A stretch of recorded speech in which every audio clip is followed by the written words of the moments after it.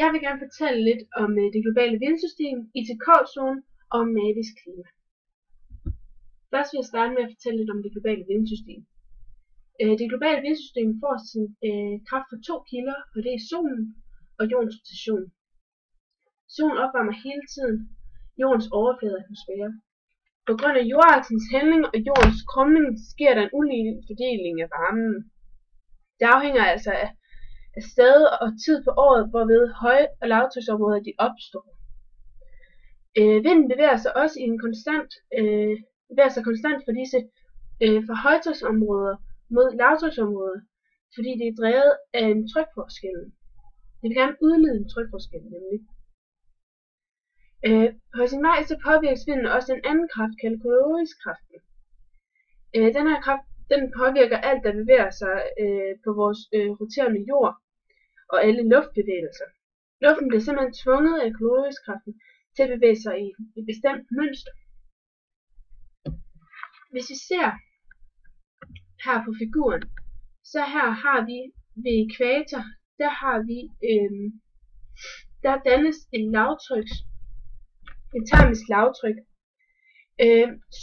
Solen opvarmer luften hernede, og det vil så sige, at den opvarmes.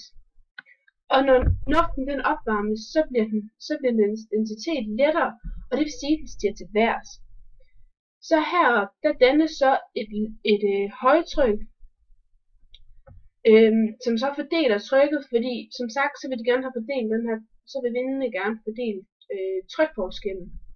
Så den fordeler, så højtrykket den sender vinden længere mod syd eller længere mod nord.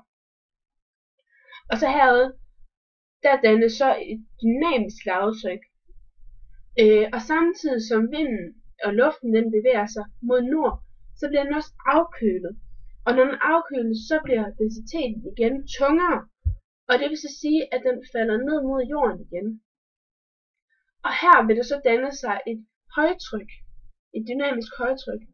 Det højtryk vil så igen gerne fordele trykforskellen, så der er noget af luften, der bevæger sig længere mod nord igen, og noget, der bevæger sig tilbage mod ækvator.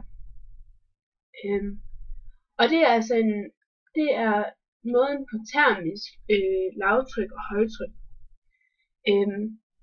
Det omvendte, det sker så op ved polarfronterne. Heroppe, der starter vi med at have et højtryk, der er luften, som bliver sendt op fra blandt andet ækvator og andre breddegrader.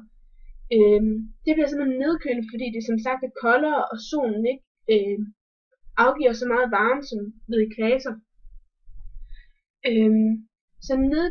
Så nedkølte luften kommer ned mod jordoverfladen, og her der bliver der så dannet et højtryk. Det højtryk, det vil som sagt gerne fordele trykforskellen, så det sender luften ned mod ækvator. På vej ned mod ækvator, så bliver det også opvarmet, så det vil igen stige op, og så vil det igen fordele trykforskellen. Man kan også se det her ved polarfronterne, der ændrer det sig ligesom, og den røde farve, den indikerer ligesom en varm luft, og den blå farve indikerer en kold luft. Nu vil jeg gerne forklare lidt om ITK-zonen. Og ITK-zonen den er også kaldt en intertropisk konvergenszone, og den befinder sig ved den ækvatoriale lavtryksbælte, hvor solens varme er høj, og hvor der er meget høj konvektion. Den flytter sig frem og tilbage over ækvator, alt afhængig af årstid på grund af jordens hældning og hvor jorden er placeret i forhold til solen. Så hvis vi går tilbage til ækvator, omkring ækvator, den opvarmede luft ved ækvator, som stiger til værs på grund af solens opvarmning, mødes med den koldere luft højere, som trykkes ned, bliver kaldt for konvektion. Disse højtryk, der mødes, det er sydøst og nordøst passatbælge. Der hvor lavtrykket og højtrykkene mødes, bliver kaldt for ITK-zonen. Hvis en opvarmet luft køles ned til dugpunkten, dannes der skyer, Og hvis ikke, så falder der en stor del af vanddammen ned som regn. Og det er altså derfor ved ETK-zonen, at der regner så meget. Så solens opvarmning af jordoverfladen styrer altså derfor ETK-zonen. Denne ETK-zone flytter sig jo som sagt med solen, hvilket betyder, at regn følger også solen. Men dog er der altså en forsinkelse med ETK-zonen på 1 til 2 måneder. Den forskyder sig altså med årstiderne mellem de to vendekredse, altså heroppe omkring, hernede omkring, mod nord i juni og august, og mod syd i december og februar, som ses hernede, og heroppe i den anden vendekreds. ETK-zonen er altså ikke helt op til vendekredsen på grund af forsinkelsen. Solen er nemlig allerede på vej tilbage, inden ETK-zonen er nået hele vejen.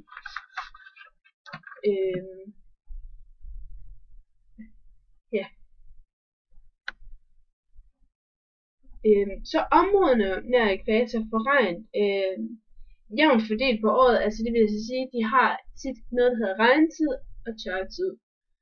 Mens vi andre heroppe, for eksempel i Danmark, der varierer det lidt mere, fordi ETK-zonen bevæger sig så meget, men også fordi der er andre elementer, der spiller ind. Så vil jeg gerne snakke lidt om Malis klima. Og Mali, det ligger i Vestafrika. Der er hele 1700 km fra landets sydlige del i den relativt nedbørsrige savannebælte til landets nordlige spids i Saharas ekstremt tørre sandørken. Mali strækker sig altså hele vejen fra Sahels nordlige grænse til den sydlige og lidt derudover. Og i Mali, der har vi nogle forskellige klimazoner. Vi har subtropisk ørken, tropisk ørken og tropisk busksteppe. Ja. Jeg vil gerne snakke lidt ud fra 3 byer, hvordan man ligesom kan se, hvordan se Malis forskellige klimazoner, og hvordan ETK-zonen ligesom påvirker de her byer i forhold til deres placering. Den sydlige del af landet er altså den bliver påvirket af ETK-zonen, som giver kraftige nedbør i sommerhalvåret.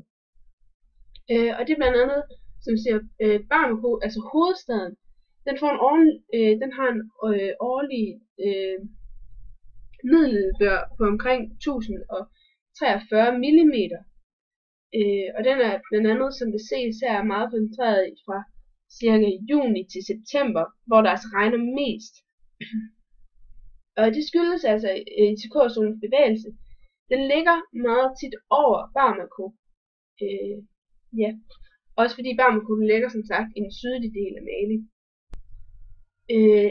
Så er der længere nordpå, hvor Timbuktu ligger. Den rammes i kortere tid af ETK-zonens nedbør, fordi blandt andet den her forsinkelse, der sker. Timbuktu ligger midt i landet i den såkaldte fra de Sahelzone, og det er altså det kan man også sige, det er grænsen mellem syd og nord. Her er den årlige middelnedbør på næsten kun 172 mm. Der falder normalt ikke så meget nedbør omkring mellem oktober og maj.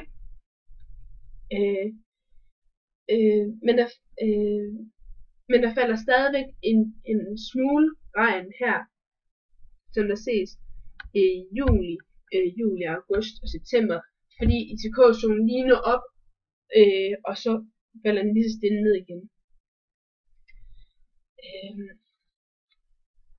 Så i den del af Mali, der ligger længst mod nord, og en del af Sahara, når ETK-zonen aldrig rigtig op.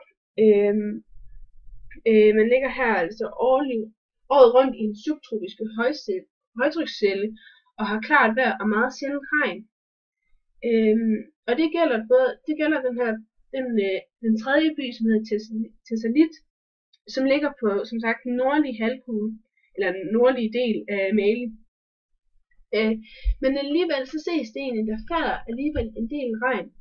Det kan blandt andet skyldes, fordi at dens placering ligger nær bjerge, og nær bjerge, så falder der mere regn, end der gør. falder mere regn, og temperaturen falder også. Ja. Det var lidt om det globale vindsystem, ITK-zonen og Malis klima.